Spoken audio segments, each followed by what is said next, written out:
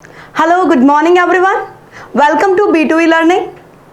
I am your botany mentor प्रतिभा और बेटा आज अपन स्टार्ट करने जा रहे हैं बायोलॉजिकल क्लासिफिकेशन का जो बहुत ही इंपॉर्टेंट टॉपिक है, that is virus, viroid and prion. अगर एक तरीके से देखा जाए तो ये पूरा चैप्टर ही आपका बहुत अच्छे मार्क्स स्कोरिंग के लिए। बेटा इसमें हमने मोनेरा कंप्लीट किया, देन हमने प्रोटिस्टा कंप्लीट किया और उसके बाद हमने फंजाई कंप्लीट किया। बेटा ये सारे किंगडम जो अपन पढ़ रहे हैं ना, ये अपन आर.एच. विटेकर के क्लासिफिकेशन के अकॉर्डिंग पढ़ रहे हैं, राइट? तो बेटा आर.एच. विटेकर ने इस दुनिया में जितने भी ऑर्गेनिज्म है उसको अलग अलग तरीके से क्लासिफाई किया। उन्होंने अलग अलग क्राइटेरियाज लिए, लेकिन उनके पूरे क्लासिफिकेशन में वायरस को कोई जगह नहीं दी गई। वायरस, विरियोइड, प्रायोन इनको कहीं मेंशन नहीं किया गया। बेटा अगर आज के सिनेरियो की बात करें तो वायरस तो पूरी दुनिया में छाया हुआ है, that is novel corona virus, कोविड-19। आपने पढ़ा है बच्चे, वायरस चाहे कोई भी हो, इसमें एक कॉमन बात आपने पढ़ रखी है इसकी स्ट्रक्चर से रिलेटेड। क्या पढ़ा बच्चे आपने कि इसमें एक जेनेटिक मटेरियल होता है और एक प्रोटीन होता है।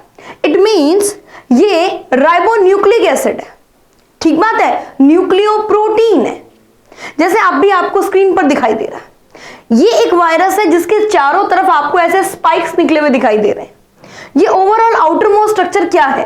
ये आउटर मोस्ट स्ट्रक्चर बेटा उसका कैप्सिड है, उसका प्रोटीन कोट है, इसके अंदर उसका जेनेटिक मटेरियल होगा। ये कॉमन बात सभी बच्चों को पता है।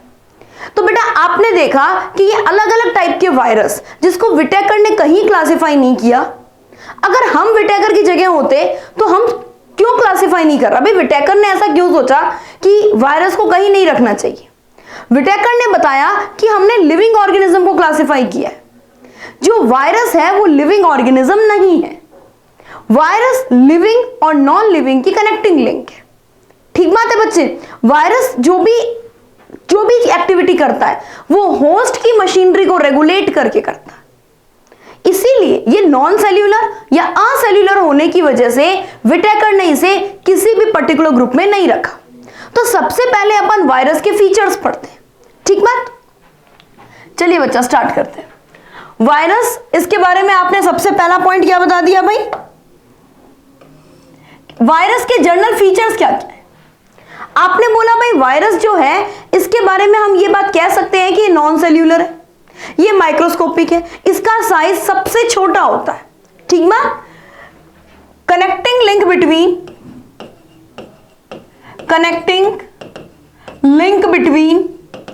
Living and non living, connecting link between living and non living.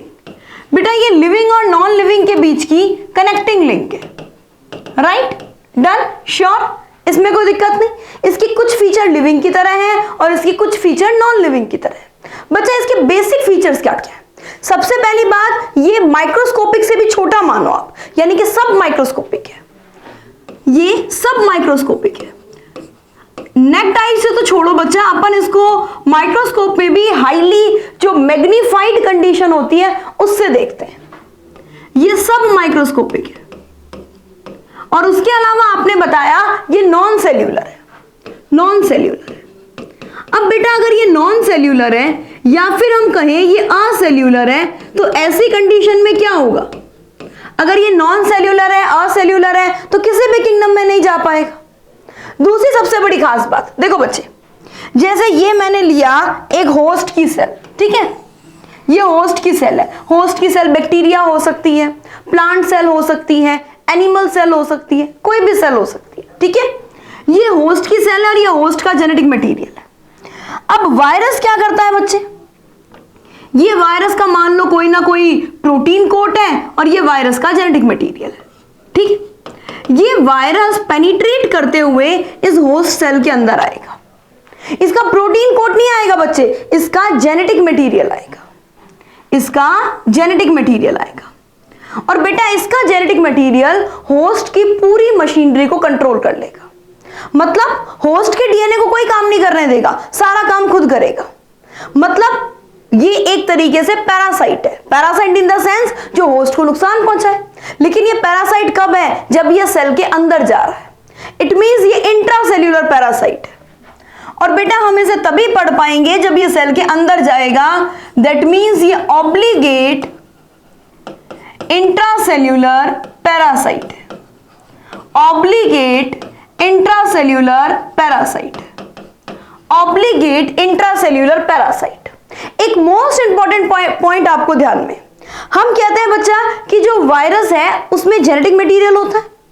क्या जेनेटिक मटेरियल होता है मैम? ऑब्वियसली बात है डीएनए होगा, क्योंकि सब में डीएनए ही है। नहीं, ध्यान से सुनना, यहां पे डीएनए और आरएनए दोनों जेनेटिक मटेरियल पॉसिबल है, लेकिन एक टाइम में एक ही होगा, या तो डीएनए होगा या आरएनए होगा, दोनों पॉसिबल, एक साथ दोनों पॉसिबल नहीं है। लेकिन वायरस एकमात्र ऐसी एंटाइटी है जिसमें आरएनए भी जेनेटिक मटेरियल होता है। हमारी सेल में क्या होता है बच्चे? हमारी सेल में जैसे सपोज ये डीएनए है, इस डीएनए से एक आरएनए बना, सपोज एमआरएनए बना, और एमआरएनए से क्या बन रही है? एमआरएनए से प्रोटीन बन रही है, एमआरएनए से प्रोटीन बन रही है। इट मींस ये एमआरएनए से जो प्रोटीन बनना है ना, ये एमआरएनए कोई जेनेटिक मटेरियल नहीं है हमारी सेल में। ये एमआरएनए केवल एक इंफॉर्मेशन मैसेंजर है। हाँ, अगर हम वायरस की बात करें तो इसमें आरएनए भी जेनेटिक मटेरियल है। तो आपने बताया इसमें जेनेटिक मटेरियल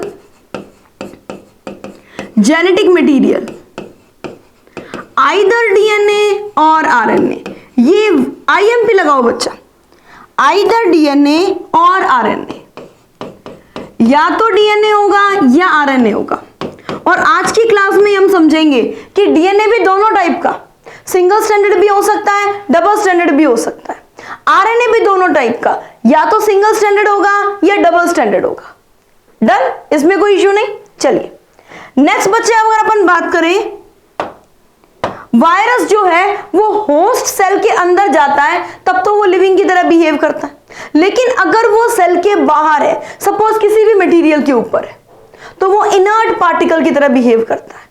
वो क्रिस्टलाइन फॉर्म में ऑब्टेन किया जा सकता है। जैसे बच्चा शुगर के क्रिस्टल्स नहीं होते, अपन चीनी जो खाते हैं उसके भी तो क्रिस्टल्स होते हैं, वैसे क्रिस्टल फॉर्म में से ऑब्टेन किया जा सकता है।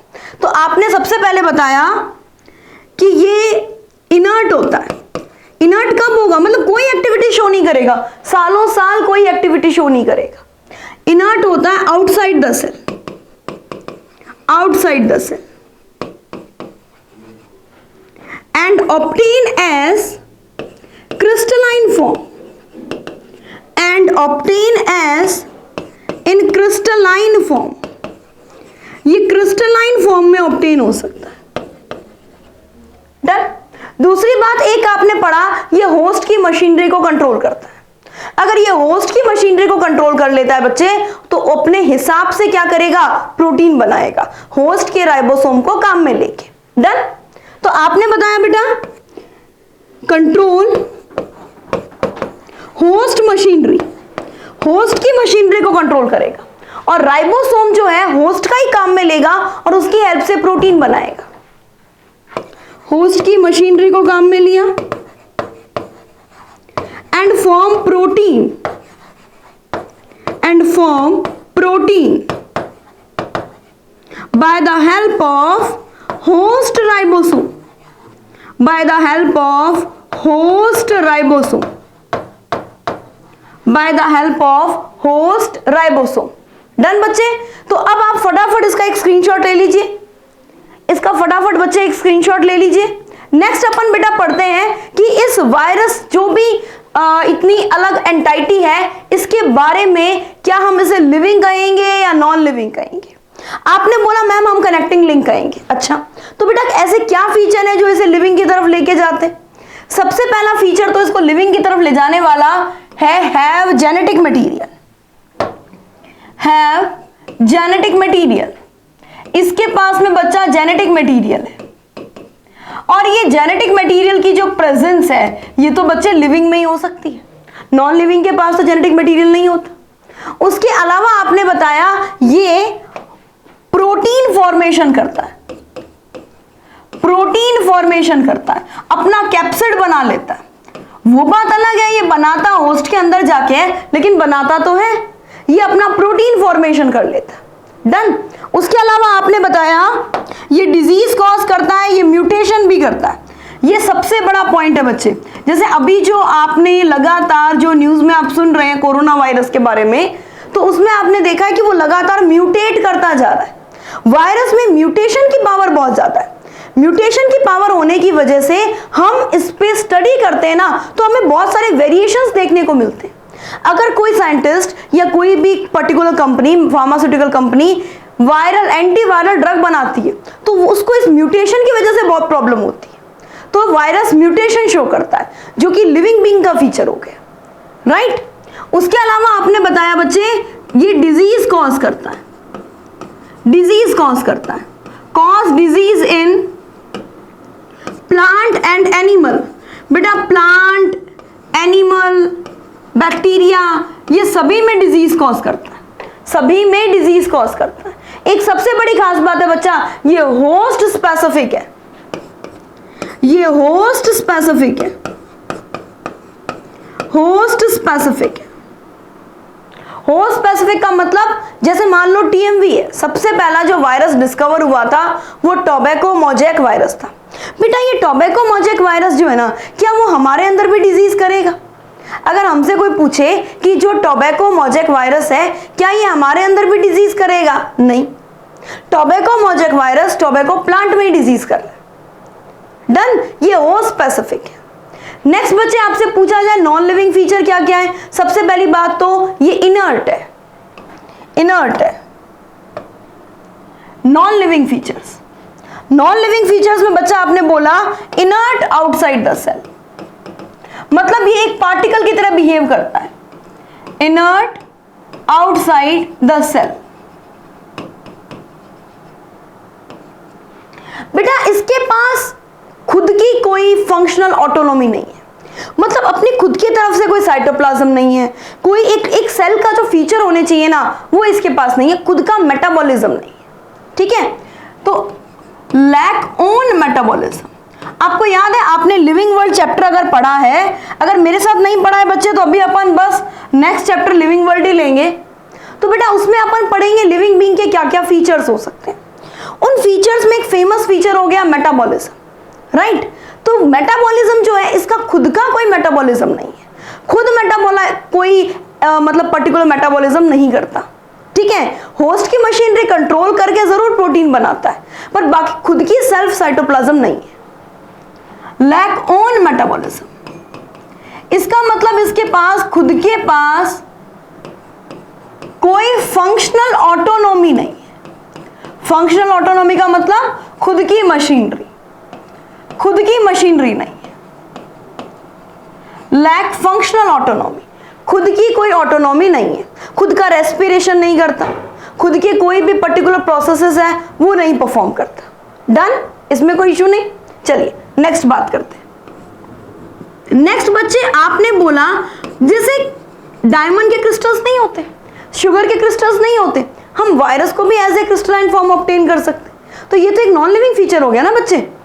Obtain as in crystalline form, obtain as in crystalline form. तो इस तरीके से कुछ फीचर्स लिविंग है, कुछ नॉन लिविंग है, ये लिविंग और नॉन लिविंग की कनेक्टिंग लिंक साबित हुआ।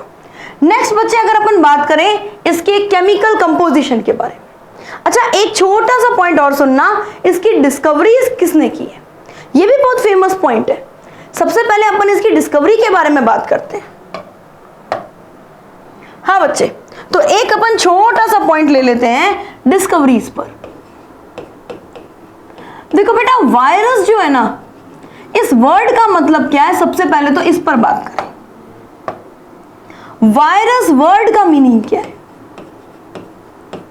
बेटा? वायरस वर्ड का मीनिंग है, ये एक पहली बात तो एक लैटिन वर्ड है, लैटिन वर्ड है, और इसका मतलब होता है जहर, कोई ना कोई पॉइजनस फ्लूइड, कोई ऐसा सिक्रीशन जो कि एक तरीके से नुकसान करे, ये इसका मतलब हो गया, इसका मीनिंग हो गया विनम या फिर पॉइजनस फ्लूइड,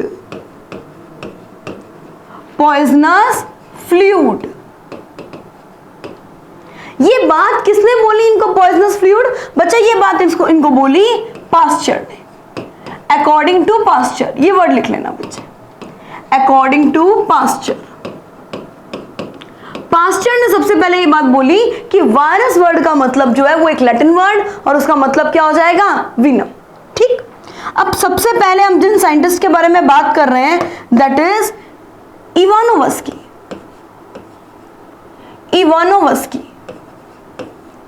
बेटा ये इवानोवस्की साइंटिस्ट काफी फेमस है वायरस की दुनिया में। हाँ बच्चे, इन्होंने क्या किया, सबसे पहले टीएमवी की डिस्कवरी का क्रेडिट इन्हीं को जाता है। इन्होंने एक टोबैको प्लांट जो कि इन्फेक्टेड था उससे टीएमवी को ऑब्टेन किया। ठीक बात है। सेपरेट अ माइक्रो ऑर्गेनिज्म, लिखना बच्चे, separate a micro organism from infected fluid of, from, बहुत ही इंटरेस्टिंग सी थ्योरी है बच्चा ये, from infected fluid of tobacco plant.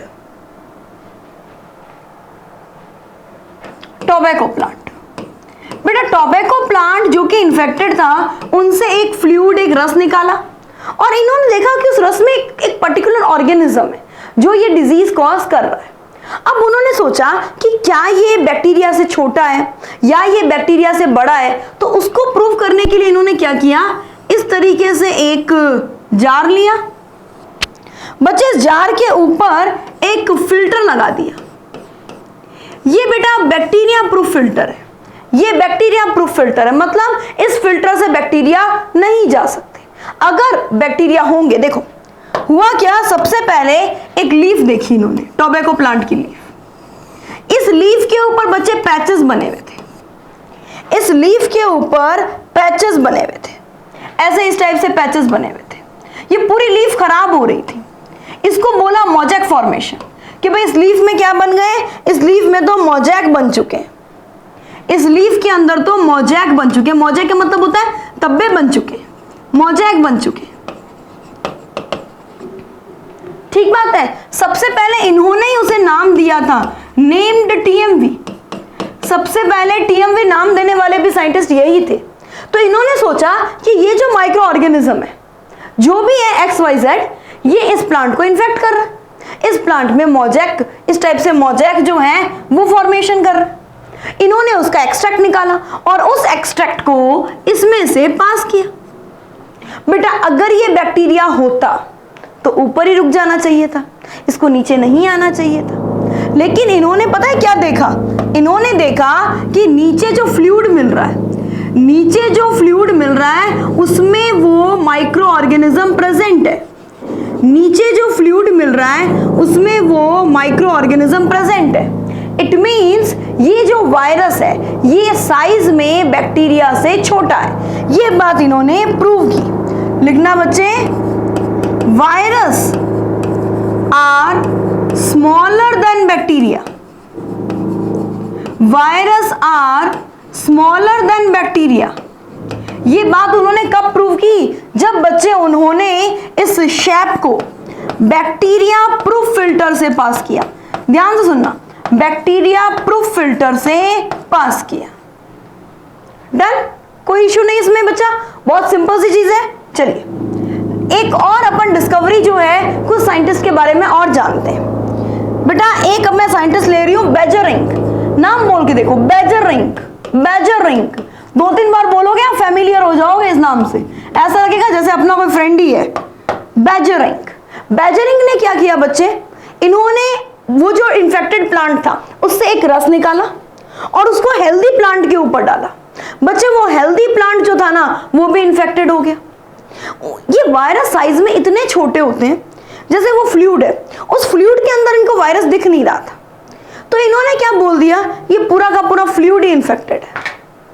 ठीक बात है। तो लिखिए बेजरिंग में, extract of tobacco plant, extract of infected tobacco plant, infected tobacco plant,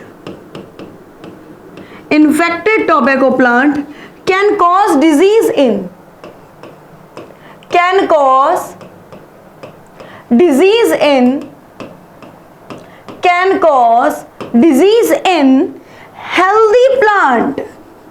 अरे अरे अरे अरे ये क्या चल रहा है भाई, हटाओ इसे, हाँ, can cause disease in healthy plant. दूसरी सबसे बड़ी खास बात, इन्होंने उसको नाम क्या दिया, इन्होंने अपनी भाषा में अलग सी भाषा में बोल दिया, क्वांटागियम वीवम फ्लूइडम।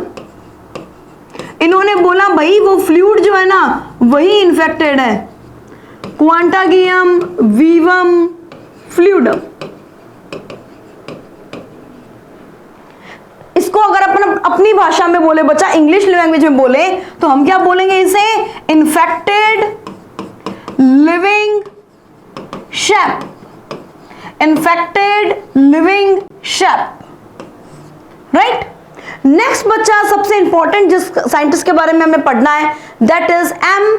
अच्छा ठीक है, एक चीज ध्यान से सुनना बच्चे, अभी अपन जो पढ़ रहे हैं उसके बारे में हम बात करेंगे WM स्टैनले।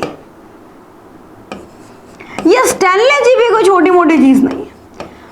देखो इनको नोबेल प्राइज मिला था इस पर्टिकुलर काम के लिए। ऐसा क्या काम कर दिया भाई इन्होंने TMV को फर्स्ट टाइम क्रिस्टलाइज किया था। बेटा सभी लोगों ने TMV के बारे में बोला है, ये सबसे थोरोली स्टडी वायरस जो है ना वो TMV है, ठीक है। लेकिन सबसे पहले देखो सबको क्या दिखता था, ये लिक्विड है, लिक्विड में कोई ना कोई मटेरियल है। भाई वो मटेरियल दिखता कैसा है, वो क्या है, वो पार्टिकल क्या चीज है। तो सबसे पहले क्रिस्टलाइज करने का काम जो है वो TMV को स्टैनले ने किया। तो लिखना बच्चे क्रिस्टलाइज्ड TMV, क्रिस्टलाइज्ड TMV। इसमें कोई इश्यू नहीं बेटा। आपने 4 साइंटिस्ट के बारे में पढ़ा है। सबसे पहले पास्चर जिन्होंने वीनम या पॉइजनस फ्लूइड बोला। सेकंड आपने पढ़ा इवानोवस्की जिन्होंने सबसे पहले TMV नाम दिया है, वायरस बैक्टीरिया से छोटा होता है ये बताया है। नेक्स्ट बचा बैजरिंग, एक दो बार बोल के देखो बैजरिंग। इन्होंने क्या किया बच्चा, इन्होंने क्वांटाजिवम वीवम फ्लूइडम एक स्टेटमेंट दिया है वायरस के लिए। नेक्स्ट स्टैनले सबसे पहले TMV को क्रिस्टलाइज किया जिसकी वजह से हम उसकी स्ट्रक्चर प्रॉपर समझ पाए हैं, और इसी बात के लिए इनको नोबेल प्राइज भी मिला था। 1935 की डिस्कवरी है बच्चा। अब आप खुद देखो इलेक्ट्रॉन माइक्रोस्कोप जो है ना वो 1950s के आसपास हुआ था, उससे पहले डिस्कवर हो गया ये, क्रिस्टलाइज उससे पहले कर लिया गया है 1935 में। इट मींस काफी इंपॉर्टेंट डिस्कवरी हो गई। चलिए बच्चे नेक्स्ट अपन बात करें केमिकल कंपोजिशन की। इसमें प्रेजेंट क्या क्या है, क्या पाया जाता है वायरस में। देखो बेटा वायरस के अंदर बेसिकली 2 मेन बातें, ठीक है। एक तो है बच्चा इसके पास protein coat, protein coat, right. और एक है बेटा इसके पास जेनेटिक मटेरियल, जेनेटिक मटेरियल। कोई दिक्कत तो नहीं इसमें, डन है। मतलब इसके पास बेसिकली 2 चीजें, इसके पास बेसिकली 2 चीजें। एक तो सबसे बाहर की तरफ हम बात कर रहे हैं, इसको हम बोलेंगे बेटा प्रोटीन कोट, प्रोटीन कोट। बेटा ये जो प्रोटीन कोट है ना ये छोटी छोटी यूनिट से मिलकर बना होता है। सपोज आप एक एग्जांपल लो, कोई दीवार बनानी है, कोई भी दीवार बनानी है बच्चा, वो दीवार एक जैसे यूनिट से मिलकर बनी होगी। सपोज वो ब्रिक से मिलकर, ईंटों से मिलकर बनी होती है। उसी तरीके से जो वायरस का पूरा प्रोटीन कोट है जिसे हम कैप्सिड कह रहे हैं, जिसे हम कैप्सिड कह रहे हैं बेटा, ये छोटी छोटी यूनिट से मिलकर बना है। जो ये काफी इस तरीके से छोटी छोटी यूनिट से मिलकर बना हुआ है। ये इस टाइप की बहुत सारी छोटी छोटी यूनिट से मिलकर बना है। और एक सबसे बड़ी इंटरेस्टिंग बात सुनो, ये जो छोटी छोटी यूनिट है ना ये ऐसे ही नहीं है। ये यूनिट बेटा अलग अलग सिमेट्री में अरेंज होती है। कभी ये हेलिकल फॉर्म में होती है, इलोंगेटेड फॉर्म में होती है, सिलेंड्रिकल फॉर्म में होती है, या फिर ये पॉलीहेड्रल फॉर्म में होती है। अलग अलग फॉर्म में होती है ये छोटी छोटी यूनिट बच्चा, ये छोटी छोटी यूनिट, ये छोटी छोटी यूनिट्स जो हैं इन्हें हम नाम देते हैं कैप्सोमियर। इन्हें हम नाम देते हैं बच्चा कैप्सोमियर। ये कैप्सोमियर्स जो है ना ये मिलके कैप्सिड बनाते हैं।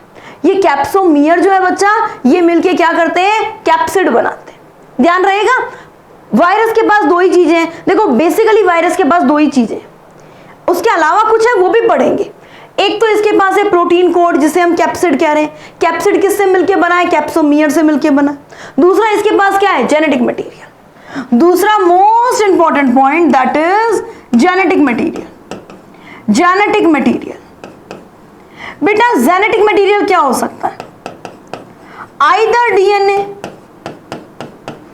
और आरएनए, या तो डीएनए होगा भाई या आरएनए होगा, इस बात में कोई दिक्कत नहीं, डन है। एक छोटा सा पॉइंट और सुन लो बेटा, ये जो एनिमल वायरसेस होते हैं ना, जैसे मान लो HIV वायरस है, ठीक है, इसके पास एक एक्स्ट्रा एनवलप भी होता है। ये एनवलप सबके पास नहीं है बच्चे, ये एनवलप पर्टिकुलर किसके पास है, जैसे सपोज मैं एग्जांपल लिख दूं HIV वायरस, इसके पास ये एनवलप पाया जाता है, इसके पास ये एनवलप पाया जाता है। अब ये एनवलप बना किसका होता है बेटा, ये एनवलप बना होता है कार्बोहाइड्रेट और लिपिड का, थोड़ा बहुत मात्रा में प्रोटीन भी है।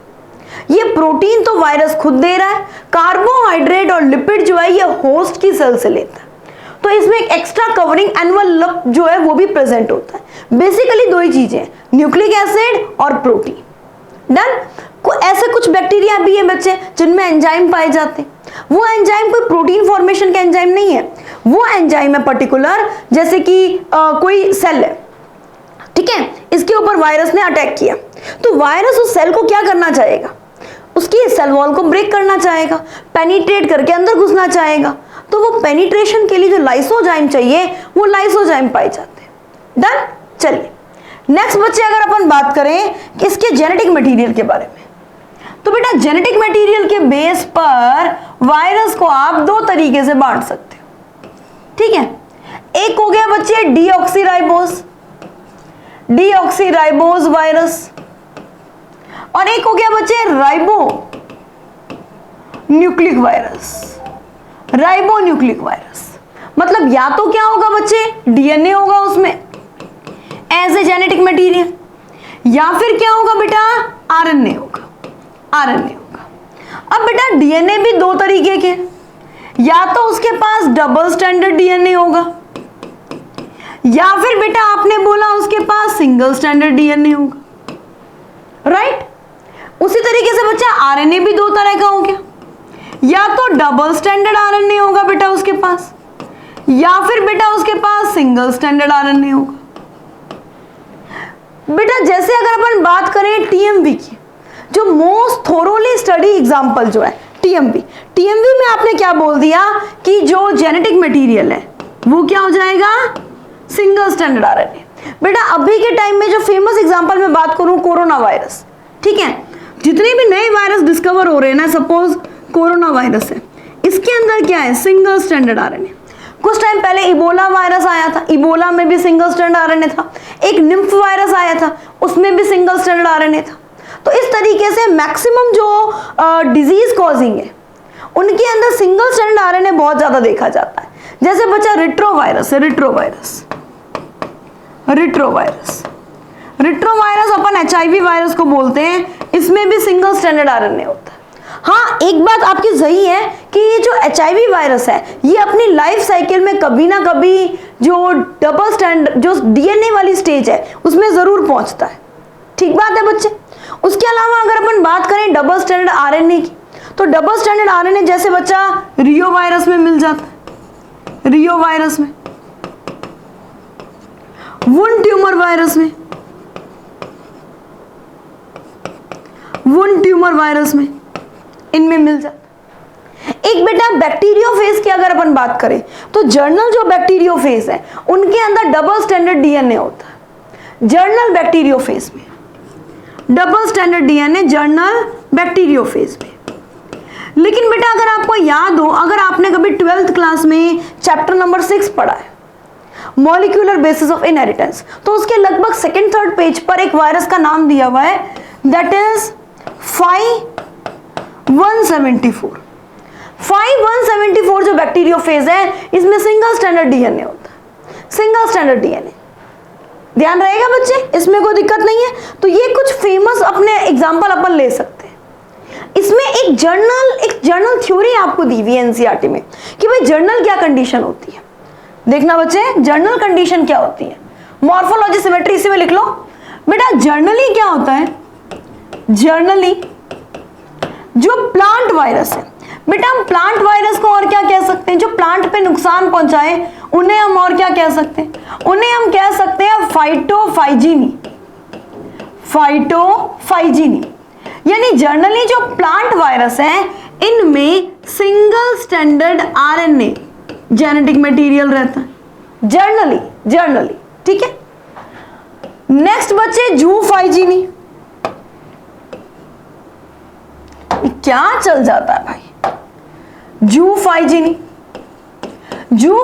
मतलब ऐसा वायरस जो एनिमल को नुकसान पहुंचाए। इसे हम क्या बोल सकते हैं बच्चा, इसे हम बोल सकते हैं एनिमल वायरस, बेटा एनिमल वायरस में जनरली क्या क्या होता है, सिंगल स्टैंडर्ड आरएनए हो सकता है, डबल स्टैंडर्ड आरएनए हो सकता है।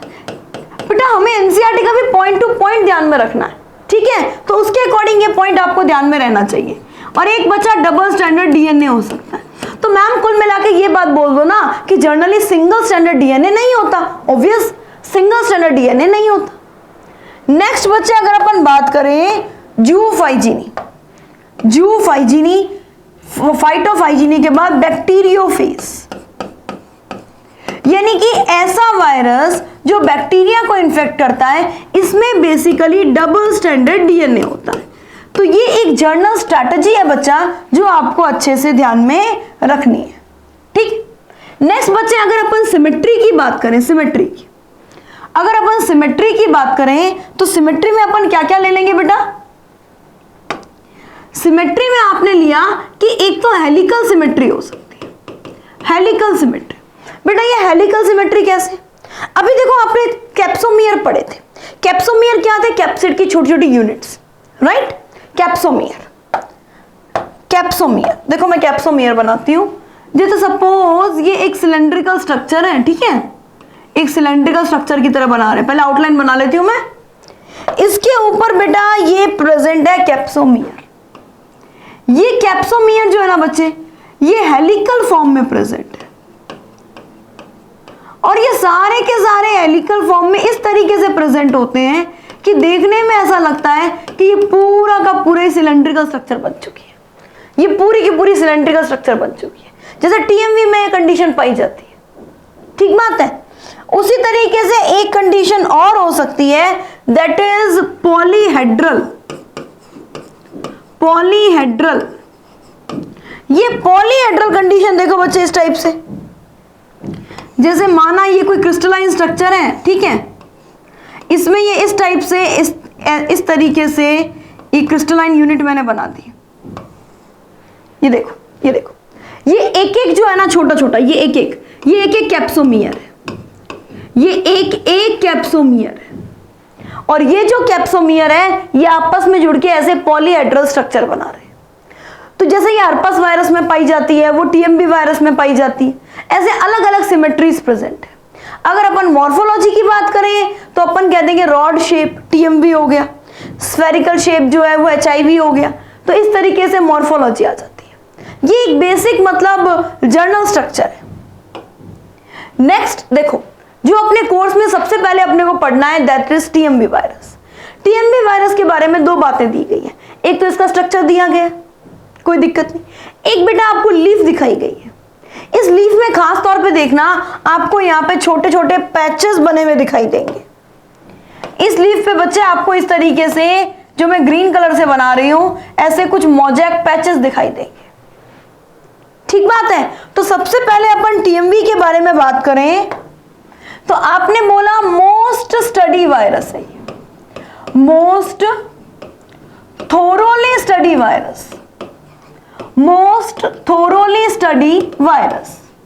सबसे ज्यादा स्टडी वायरस में अगर अपन बात करें तो वो टीएमवी वायरस है।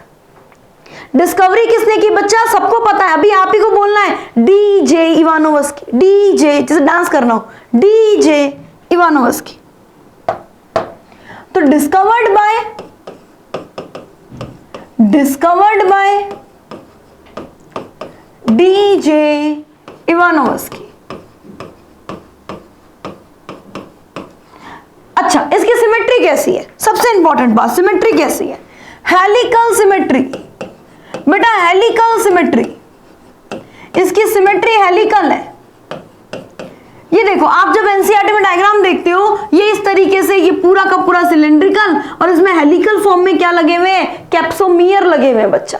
और ये एक एक यूनिट क्या है, ये एक एक यूनिट कैप्सोमियर है, कैप्सोमियर है बेटा, कैप्सोमियर, राइट। और इसका जेनेटिक मटेरियल क्या है, ये देखो, इसका जेनेटिक मटेरियल आरएनए लिखा हुआ है, आप लिखो सिंगल स्टैंडर्ड आरएनए। ये सिंगल स्टैंडर्ड आरएनए जो है आपको इस तरीके से बाहर निकलते हुए दिख रहा है, ये इसका जेनेटिक मटेरियल है। डन। उसके अलावा ये डिजीज कॉज क्या करता है बच्चा, टीएमवी जो है ये टोबैको प्लांट के लिए होस्ट स्पेसिफिक है, और उसकी लीफ में मोजैक के बनने को कॉज करता है, मोजैक के बनने को, राइट। ये बच्चा मोजैक फॉर्मेशन करता है, मोजैक फॉर्मेशन, धब्बे बन जाते हैं, मोजैक बन जाते हैं, मोजैक फॉर्मेशन। डन। ये मोजैक आपको दिखाई भी गए, इस लीफ के ऊपर जो मोजैक दिखाए गए हैं ये। डन। इसी टाइप से बच्चा एक वायरस और है जो हमारे कोर्स में बहुत ज्यादा, बैक्टीरियोफेज। सबसे पहली बात तो नाम का मतलब क्या है, ऐसा वायरस जो बैक्टीरिया को इन्फेक्ट करे, वायरस विच इन्फेक्ट बैक्टीरिया, ऐसा वायरस जो बैक्टीरिया को इन्फेक्ट करे, वायरस विच इन्फेक्ट बैक्टीरिया। ये बच्चा आपको बैक्टीरियोफेज का डायग्राम दिया गया, इसमें आपको एक हेड दिखाई दे रहा है, उस हेड के अंदर देखो जेनेटिक मटेरियल है, राइट। उसके अलावा बच्चे आपको यहाँ कॉलर दिखाई दे रही है, एक टेल है, टेल के नीचे एक बेस प्लेट है, और बेस प्लेट से फाइबर निकल रहे हैं, टेल फाइबर। इसके स्ट्रक्चर को थोड़ा सा डिटेल में बनाते हैं, राइट। देखो बेटा, सबसे पहले ये एक हेड पीस हो गया, right, head piece, head piece जो कि कैप्सिड का ही पार्ट है, हेड। इस हेड से जुड़ी हुई है बच्चा कॉलर, कॉलर, और इस कॉलर से जुड़ी हुई है ये टेल, और टेल के ठीक नीचे की तरफ है बच्चा ये hexagonal base plate, hexagonal base plate. Done. और इस बेस प्लेट से क्या निकले हुए, इससे निकले हुए बच्चे टेल फाइबर, टेल फाइबर। ये देखिए, अब हेक्सागोनल प्लेट है तो टेल फाइबर भी 6 होंगे, ऑब्वियसली बात है, इसमें तो कोई बताने की जरूरत ही नहीं। ये टेल फाइबर क्या काम आते हैं बच्चा, जब भी बैक्टीरियोफेज को किसी होस्ट की सरफेस से जाकर जुड़ना होता है तो ये टेल फाइबर काम में आते हैं, ठीक है, कोई बहुत सिंपल। ये है कॉलर और ये है टेल। इस टेल को देखो मैं थोड़ा सा हाईलाइट कर रही हूं ताकि आपको इजीली समझ में आ जाए। डन। ओके राजा बेटा, ये टेल, ये है बच्चा बेस प्लेट। अच्छा, एक बेस प्लेट पे खास बात तो रही गई अपनी। चलो थोड़ा सा ऐसे बड़ा करके बनाते हैं। यहां पे बच्चा देखो, आपको टेल फाइबर के साथ साथ इस तरीके से टेल स्पाइन्स भी मिलेंगे, टेल स्पाइन्स जो कि होस्ट की सेल से जुड़ने के बाद लाइसोजाइम सिक्रीट करेंगे, और ये लाइसोजाइम जो है बच्चे ये होस्ट की सेल वॉल को पेनिट्रेट करेगा। सुन रहे हो ना, ध्यान से एकदम फोकस करके ध्यान समझना। ये देखो बच्चे, ये हो गया कॉलर, टेल, ये हो गया hexagonal base plate, hexagonal base plate, base plate. ये बचा टेल फाइबर, अटैचमेंट में हेल्प करेंगे, और ये वाली क्या है, टेल पिन्स, टेल पिन्स। ये पूरी की पूरी एक बैक्टीरियोफेज की स्ट्रक्चर है। मैडम ये स्ट्रक्चर पूरी नहीं हुई है, ये तो ओनली प्रोटीन कोट है। बिल्कुल सही बोला है आपने, ये ओनली प्रोटीन कोट है। अब अगर मैं इसके अंदर ये इस तरीके से डबल स्टैंडर्ड डीएनए बना देती हूं, अगर मैं इसके अंदर डबल स्टैंडर्ड डीएनए बना देती हूं जो कि जनरली इसका जेनेटिक मटेरियल होता है, जैसे ये T2 बैक्टीरियोफेज है, T2 बैक्टीरियोफेज, और इसमें जेनेटिक मटेरियल रहता है डबल स्टैंडर्ड डीएनए, तो ये अपना कंप्लीट हो जाएगा बैक्टीरियोफेज का स्ट्रक्चर। डन। बेटा बैक्टीरियोफेज दो फॉर्म में प्रेजेंट होते हैं, एक होते हैं वायरुलेंट जो कि होस्ट की सेल को पूरी तरीके से खत्म करते दें, लाइटिक साइकिल में कन्वर्ट कर देते हैं, और एक होते हैं बच्चा इसके अंदर नॉन वायरुलेंट, टेम्परेट स्टेज वाले। ठीक है, तो चलिए थोड़ी सी जानकारी और लेते हैं बच्चा अपन ट्रांसडक्शन के बारे में। ट्रांसडक्शन के बारे में बेटा, ट्रांसडक्शन का मतलब क्या हो गया, किस तरीके से एक बैक्टीरियोफेज जो है वो पर्टिकुलर होस्ट की सेल में एंटर करेगा और कैसे होस्ट की सेल को इन्फेक्ट करेगा। ध्यान से सुनना, एकदम ध्यान से, ठीक है। देखो बच्चे, ये होस्ट की सेल है, ये होस्ट की सेल है, राइट, और ये होस्ट का जेनेटिक मटेरियल, ये मैं होस्ट का जेनेटिक मटेरियल बना देती हूं, कोई दिक्कत नहीं। इसके ऊपर बच्चे ये बैक्टीरियोफेज है, ये बैक्टीरियोफेज जो है ये अपनी टेल फाइबर की हेल्प से आ गया और इसके अंदर इसका जेनेटिक मटेरियल है। अच्छा, जेनेटिक मटेरियल इसका है ना, थोड़ा सा व्हाइट से नहीं बनाते क्योंकि व्हाइट से बनाएंगे तो कंफ्यूजन क्रिएट हो जाएगा, ग्रीन से बना देते हैं। ये इसका जेनेटिक मटेरियल है, ठीक बात। सबसे पहले हमने क्या किया, ये हमने एक बैक्टीरिया की सेल ली है, बैक्टीरियल सेल, बैक्टीरियल सेल ली है बच्चा, होस्ट सेल बोल दे या बैक्टीरिया सेल बोल दे। ये बैक्टीरिया का genetic material, bacterial genome, bacterial genome. ये क्या है, ये वायरस है बच्चा, ये बैक्टीरियोफेज है। ये बैक्टीरियोफेज आया और आने के बाद इसने बैक्टीरिया के ऊपर अटैक किया, बैक्टीरिया की सरफेस से आके जुड़ गया। क्या बोलेंगे बैक्टीरिया की सरफेस से आके जुड़ने को, एड्सॉर्प्शन, एड्सॉर्प्शन। उसके बाद बच्चे ये लाइसोजाइम सिक्रीट करेगा, लाइसोजाइम सिक्रीट करने की वजह से वॉल में होल होगा और ये जेनेटिक मटेरियल अंदर एंटर कर जाएगा। देखो सुनना, ये जेनेटिक मटेरियल जो है ना, ये वायरस का जेनेटिक मटेरियल है, ये अंदर एंटर कर गया, अंदर एंटर कर गया। इस पॉइंट को हम क्या बोलेंगे बच्चे, इसे हम बोलेंगे पेनिट्रेशन, इसे हम बोलेंगे बच्चा पेनिट्रेशन। ये पेनिट्रेट कर गया। अब पेनिट्रेट करने के बाद क्या करेगा, ये होस्ट की मशीनरी पर कंट्रोल करने की कोशिश करेगा। तो सबसे पहले इसने क्या किया बच्चे, सबसे पहले इसने होस्ट की जेनेटिक मटेरियल को ब्रेक किया। ये होस्ट की सेल है और ये बचा होस्ट का जेनेटिक मटेरियल। ये होस्ट का जेनेटिक मटेरियल जो है इसका लाइसिस हो गया, ये पूरी तरीके से टूट गया बच्चे, और ये बाहर बैक्टीरियोफेज का जो पूरा का पूरा कोट है, जिसे अपन क्या बोल सकते हैं, गोस्ट, ये पड़ा है। डन। और बेटा ये है वायरस का डीएनए जो कि इसके साथ में जाके अब जुड़ेगा। सबसे पहले क्या होगा, ये हो गया degenerated bacterial DNA, degenerated bacterial DNA, उसका लाइसिस हो गया। और ये बच्चा जो इसका डीएनए है, ये डीएनए इसके साथ में जाके जुड़ गया, ये डीएनए इसके साथ में जाके जुड़ गया। ठीक बात है, सारों से जुड़े जरूरी नहीं है, कुछ से हो सकता है जुड़ जाए, कुछ से रह भी जाए, दोनों बातें। अब बेटा ये इस पूरी मशीनरी पे कंट्रोल कर लेगा। ये कहेगा होस्ट को, तेरा राइबोसोम मैं चलाऊंगा, तेरा आरएनए मैं चलाऊंगा, तेरा साइटोप्लाज्म मैं यूज करूंगा। ये वायरस की स्ट्रेटजी है बच्चे, ये वायरस की स्ट्रेटजी है। अब ये वायरस क्या करेगा, ये जो होस्ट का सेल है उसकी पूरी मशीनरी को कंट्रोल कर लेगा और उसके अकॉर्डिंग बहुत सारे जेनेटिक मटेरियल बनाएगा। इस जेनेटिक मटेरियल में बैक्टीरियल जीनोम भी है, लेकिन वो इनएक्टिव है। बेसिकली एक्टिव क्या है, वायरल जीनोम। ये वायरल जीनोम बना लिए। उसके अलावा क्या किया इसने, अपनी तरफ से खुद के प्रोटीन कोड बना लिए, खूब सारे प्रोटीन कोड, मतलब भर के प्रोटीन कोड बना लिए बच्चा, भर के प्रोटीन कोड। ये लाइटिक साइकिल चल रही है, इसको अपन लाइटिक साइकिल बोलेंगे। देखो क्यों, क्योंकि अभी क्या होगा, इसमें लाइसिस होगा, इस बैक्टीरियल सेल का लाइसिस होगा। सबसे पहले इसने क्या किया बच्चे, यहां पर formation of, synthesis of viral genome and protein cover, protein coat का फॉर्मेशन करेंगे।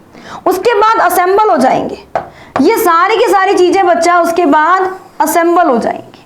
जैसे ये बैक्टीरिया की सेल है, अब इसके ऊपर तो वायरस का राज है। वायरस क्या करेगा, अपने जेनेटिक मटेरियल को प्रोटीन कोड के साथ में असेंबल कर देगा। ऐसे बहुत सारे होंगे, मैं समझने के पॉइंट ऑफ व्यू से 3 बना रही हूं, ठीक है। इसके अंदर वायरस का डबल स्ट्रैंडेड डीएनए जो है वो चला गया, कुछ में थोड़ा बहुत बैक्टीरिया का पार्ट भी प्रेजेंट है। अब बच्चा ये लाइसिस करेगा, ये करेगा लाइसिस, यानी कि सेल को पूरी तरीके से खत्म कर देगा, लाइसिस करेगा। लाइसिस करने के बाद ये जो वायरस के पार्टिकल्स हैं, ये वायरस के सारे पार्टिकल्स रिलीज हो जाएंगे। इस तरीके से देखो, ये वायरस का रिप्रोडक्शन करने का एक नया स्टाइल है। ये वायरस के रिप्रोडक्शन करने का एक नया स्टाइल है बच्चा। अब ये जो पर्टिकुलर वायरल कंपोनेंट बने हैं बेटा, ये जो वायरल कंपोनेंट बने हैं, ये नई सेल को जाके इन्फेक्ट करेंगे, नई सेल को जाके इन्फेक्ट करेंगे। इस तरीके से पूरी की पूरी वायरस की लाइटिक साइकिल चलती है। यहां लाइसोजाइम सिक्रीट किया जाता है और बच्चे वो जो लाइसोजाइम है वो पेनिट्रेट करते हुए इसे मतलब लगातार बैक्टीरिया को मारता रहता है, होस्ट सेल को खत्म करता है। ठीक बात है। इसी साइकिल को बेटा बैक्टीरिया के पॉइंट ऑफ व्यू से कई बार जेनेटिक मटेरियल का ट्रांसफर में भी काम लिया जाता है। ठीक है, चलिए नेक्स्ट बच्चा अपन ले लेते हैं, डिजीज कौन कौन सी है जो कि पर्टिकुलर वायरस से कॉज होती है। डन। तो बेटा इसमें थोड़ा सा अपन पढ़ लेते हैं। सबसे पहले प्लांट डिजीज के कुछ सिम्टम्स हैं। प्लांट डिजीज के सिम्टम है, जैसे बेटा टोबैको है, टोबैको प्लांट है, तो टोबैको प्लांट के अंदर क्या क्या किया वायरस ने, मोजैक फॉर्मेशन किया। मोजैक फॉर्मेशन मतलब उसमें इस तरीके से लीफ को खराब कर दिया कि वो फोटोसिंथेसिस नहीं कर पा रही, उसका क्लोरोफिल खत्म हो गया। बेटा अगर उसका क्लोरोफिल खत्म हो गया है, दैट मींस क्लोरोसिस कंडीशन आ जाएगी, नेक्रोसिस कंडीशन आ जाएगी, यानी एक कंडीशन ये भी आ जाती है क्लोरोसिस कंडीशन। एक आ जाती है बच्चा लीफ सड़ने गलने लग जाती है, नेक्रोसिस। लीफ को रोल कर देता है, लीफ को रोल कर देता है बच्चे, या फिर हम कहें लीफ को कर्ल कर देता है। लीफ इस तरीके से कर्ल हो जाती है कि वो फोटोसिंथेसिस कर ही नहीं पाती, इस तरीके से वो घूम जाती है। ठीक बात। प्लांट को बोना बना देगा, प्लांट की ग्रोथ को स्टंट कम कर देगा बिल्कुल।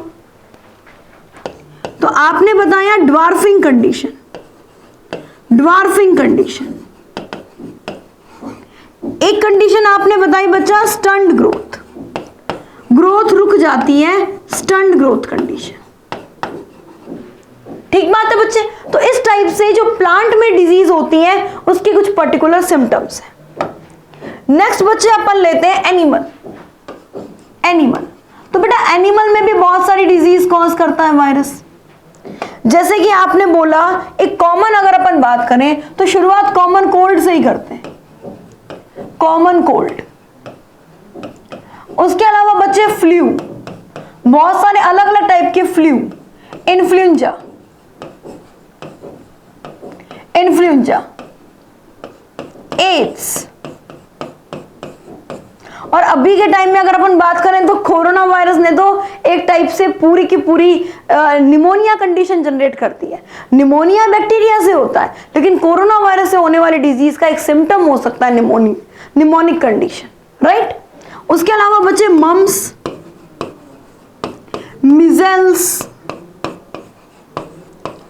मिजल्स, बेटा रेबीज,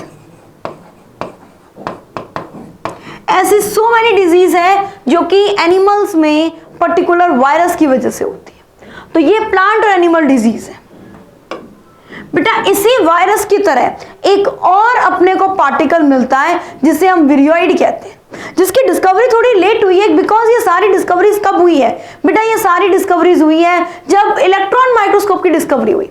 हो सकता है ये पहले से प्रेजेंट हो लेकिन हमें पता ना चला। इसके बारे में सबसे पहले पता चला 1971 में। इसको फ्री इन्फेक्शियस आरएनए बोलते हैं। सबसे पहली बात तो विरियोइड को बोलते क्या। अच्छा एक चीज और सुनो बच्चे, एक चीज और, वायरस हमारी बॉडी के अंदर है तब तो वायरस है, लेकिन अगर वही वायरस, मैं वायरस की बात कर रही हूं, अभी विरियोइड शुरू नहीं किया, वायरस अगर किसी नॉन लिविंग सरफेस पर है, सपोज टेबल पर है, वॉल पर है, चेयर पर, किसी भी चीज पर है, उसे विरियन बोलते हैं। विरियन, विरियन नोट लगा के लिख लेना बच्चा कॉपी में, विरियन। सबसे पहले विरियोइड, विरियोइड के बारे में एक बात हम बोल देते हैं, ये फ्री इन्फेक्शियस वायरस है बच्चा। अब फ्री इन्फेक्शियस वायरस में भी आप बोलो कि बेटा ये क्या है, पर्टिकुलर फ्री इन्फेक्शियस आरएनए। इसकी डिस्कवरी 1971 के आसपास हुई। इसकी डिस्कवरी जो है बच्चा वो 1971 के आसपास हुई और की किसने, टीओ डायनर ने, टीओ डायनर। देखो बच्चे, इन्होंने क्या देखा कि एक पोटैटो है, इस पोटैटो का, देखो मैं पोटैटो बनाती हूं, पोटैटो बच्चा, ये पोटैटो है, इस पोटैटो का जो भी इसके अंदर फूड मटेरियल है वो सारा कटता जा रहा है, उसके अंदर इस तरीके से एक थ्रेड लाइक स्ट्रक्चर इनको दिखाई दी, इसको इन्होंने विरियोइड कहा, यानी इसके पास प्रोटीन कोट नहीं है, ओनली जेनेटिक मटेरियल है। इस डिजीज का नाम था potato spindle tuber disease, potato spindle tuber disease.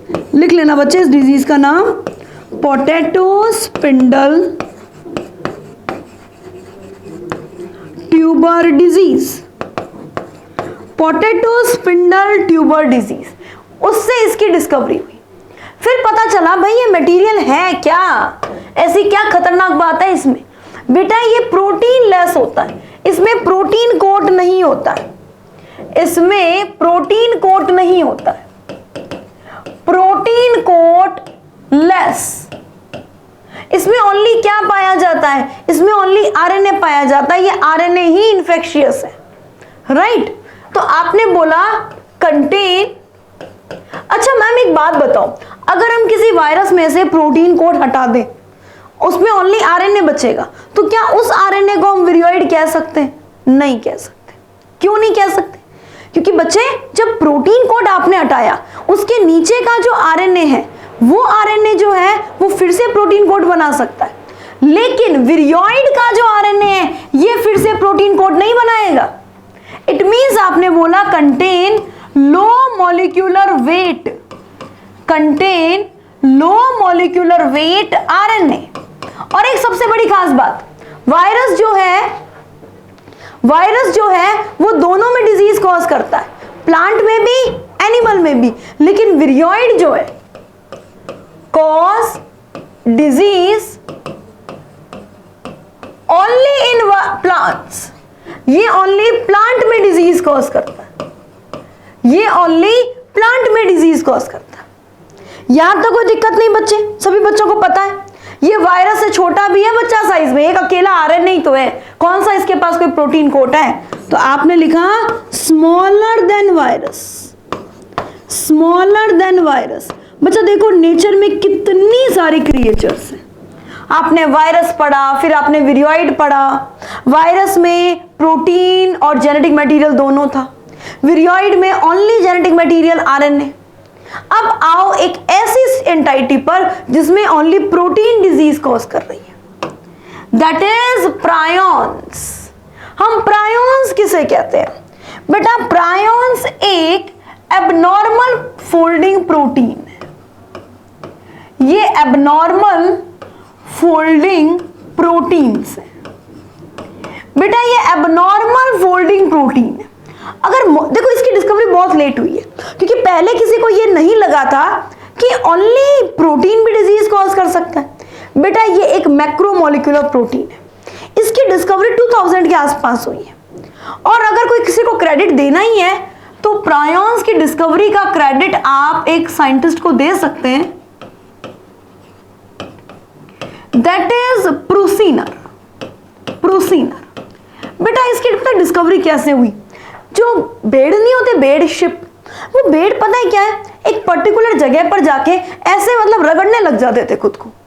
ऐसा देखा कि अभी ऐसा क्या हो रहा है इन शिप के अंदर, ऐसा क्या हो रहा है कि अपने आप को ऐसे रब करते जा रहे हैं। तो पता चला इन पर्टिकुलर शिप में एक स्क्रैपी डिजीज हो रही है। स्क्रैपी डिजीज एक एबनॉर्मल फोल्डेड प्रोटीन की वजह से हो रही थी। उस डिजीज का कारण पता चला एक प्रोटीन। डिजीज क्या थी? Scrapie disease. Scrapie disease, scrapie disease in sheep, और इसका कॉजिंग एजेंट एक प्रोटीन को माना गया। तो बेटा उस प्रोटीन का नाम है प्रायोन। ठीक है, ये साइज में सिमिलर है वायरस के, similar in size with virus. ये वायरस के सिमिलर है साइज में, ठीक बात है। और ये करता क्या है बेटा? मॉडर्न साइंस के अकॉर्डिंग अगर अपन बात करें तो ये न्यूरोलॉजिकल डिसफंक्शन कॉज करता है, न्यूरोलॉजिकल डिजीज कॉज करता है। हमारे ब्रेन के अंदर कुछ ना कुछ ऐसे चेंजेस करेगा जिसकी वजह से इंसान जो है उसमें कोई ना कोई न्यूरोलॉजिकल फंक्शन डिस्टर्ब हो जाएगा। ठीक बात है बच्चे, इसमें कोई दिक्कत तो नहीं। इसे अपन क्या कहते हैं? प्रायोन्स कहते हैं। बेटा ये प्रायोन्स ओनली एनिमल में डिजीज नहीं करता। देखो एक एनिमल में डिजीज अपन और पढ़ सकते हैं, इसमें तो डिस्कवरी हुई थी। एक था बच्चे BSE, बोवाइन, ये काउस में होती है बच्चा, स्पॉन्जीफॉर्म। एनसिफेलोपैथी, एनसिफेलोपैथी,